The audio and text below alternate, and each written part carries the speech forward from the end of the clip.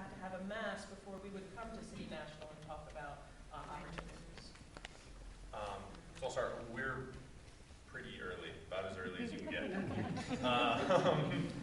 So one of the criteria that we're looking for, in addition to the organization not being more than 2 years along in its development, is we want to be a significant chunk of their funding at the time that we're funding them.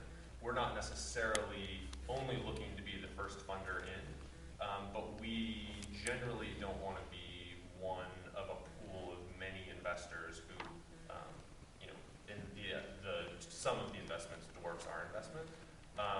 Part of that is because we want organizations who we can help leverage our dollars in, and so being that first one in and sort of putting a stamp of approval of a very intense vetting process, we hope that we can attract money in from them, as well as we want them to be excited about engaging with us and really taking advantage of those wraparound capacity building services.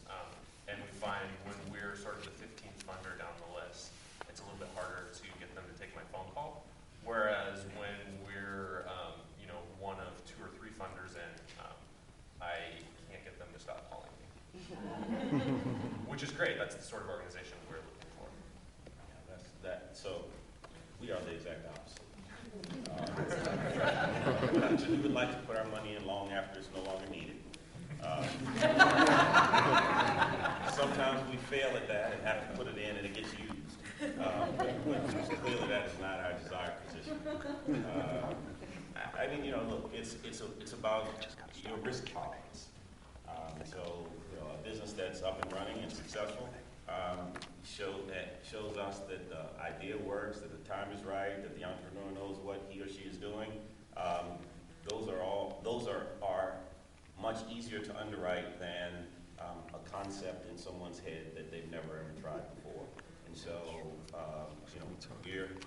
we're clearly concerned about getting our capital back along with the business succeeding. I mean, we don't want to be in a situation where the way we get our capital back is by taking someone's house and making their kids have to get out of school and they don't want to have a station wagon. I mean, we would not view that as successful.